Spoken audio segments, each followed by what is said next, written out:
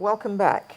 You'll be surprised to know that as at the end of December 2013, no fewer than 15,300 Nigerians were in various prisons abroad, with the largest number of 750 thereabouts being in the UK alone. These figures are from the Ministry of Foreign Affairs. This represents an increase of more than 6,000 over the official figure published by the ministry in June of 2013. Now, to talk about protecting Nigerians abroad with us this morning, I'd like to welcome Ambassador Kunle Adeyemi. Good morning, sir.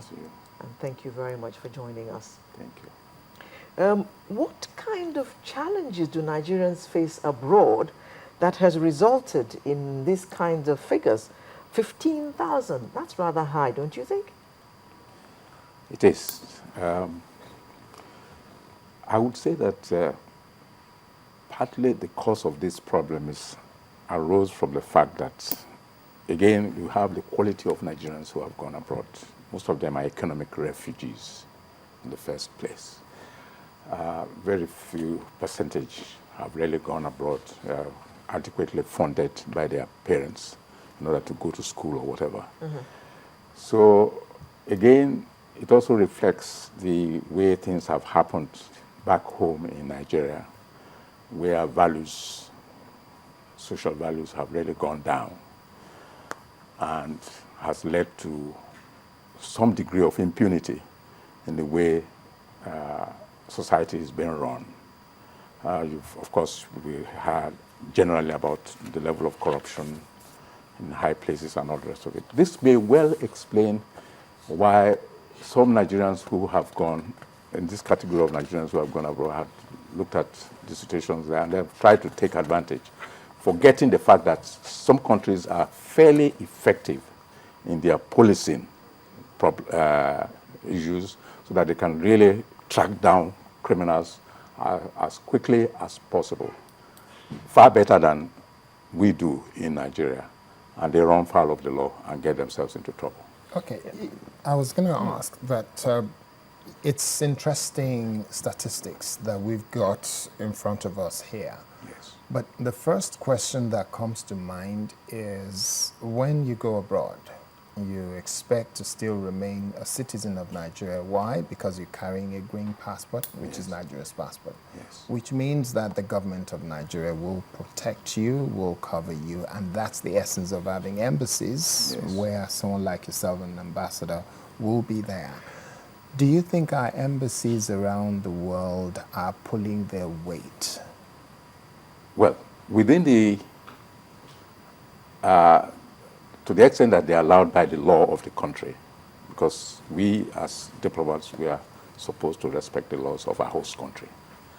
So to the extent that we are permitted, in very few cases that we are not allowed to perform our consular services. If any Nigerian has run foul of the law or is in trouble, at least someone from the embassy, a consular officer, will have gone over there to find out exactly what was going on. If it found out that really he was an innocent person and that really it was an act of executive recklessness on the part of the Host country. of the country, then he will take adequate steps using all the diplomatic means available in order to secure his release. But does that happen regularly, or is it because some countries you would, for some of us who have traveled a bit, will know that our agencies are not, or our embassies are not that responsive?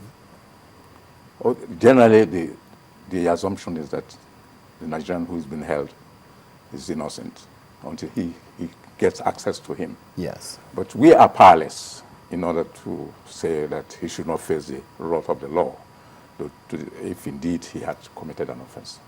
Yeah, but if you have a situation where somebody, whether he's right or wrong, that is not proven until he's faced the court. Yes. And if that is the case, so he's assumed to be innocent until convicted. Yeah, of and course. if that be the case, one would expect that the embassy of your country in that country would immediately come to your aid. If you're arrested, you most likely will plead not guilty, and you most likely will say they've arrested me wrongly.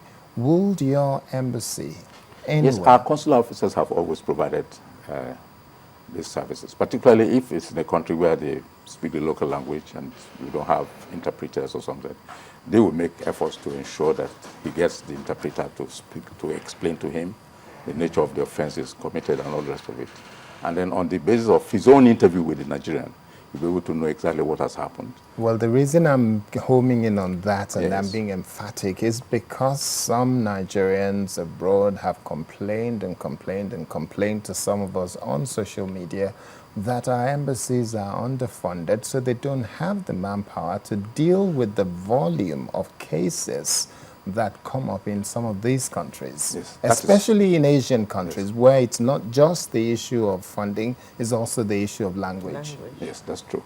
That is correct, because usually you can't have more than 2 consular officers in an embassy.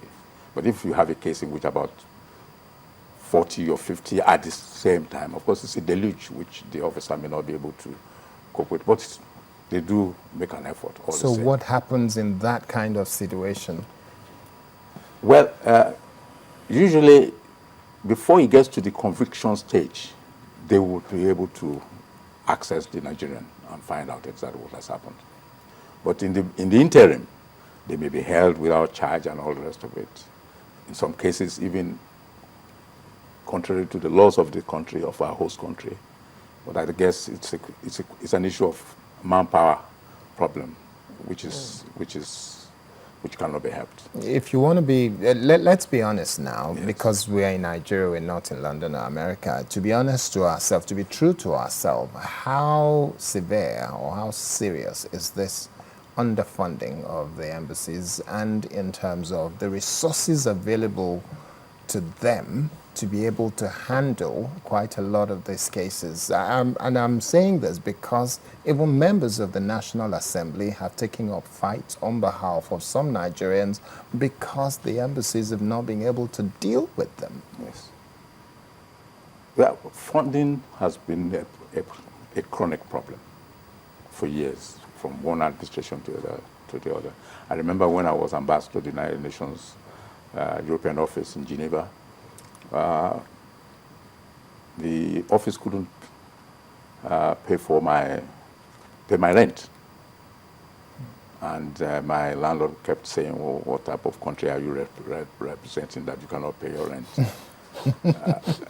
Why? Because at that time, the budgetary allocation was made in Naira, and Naira had taken a nosedive. So the resultant foreign exchange equivalent we received was far below what we would need. And this happened. And then, of course, you needed to ask for additional appropriations and so on. When under the military regime, of course, it was much easier and faster. But under the civilian, because it became a little bit more difficult. But I recall that, because I had now retired, I recall that thereafter, including the time when Ambassador Kunle Adeyemi was minister, he insisted that at least they should make the provisions for our external funding be appropriated in dollars, so that the missions can receive the dollar equivalent of what they actually needed. And the Minister of Finance under Dr. Kunle Adeyemi was extremely cooperative to ensure that that was done. But even then, there were always other needs which could not be met, particularly in the areas of renovating buildings. And you must have heard about what happened to our mission in New York when the building was virtually collapsing, and because we didn't have funds, we couldn't make the necessary repairs in time. Now, why do you think that Nigerians, especially in Africa,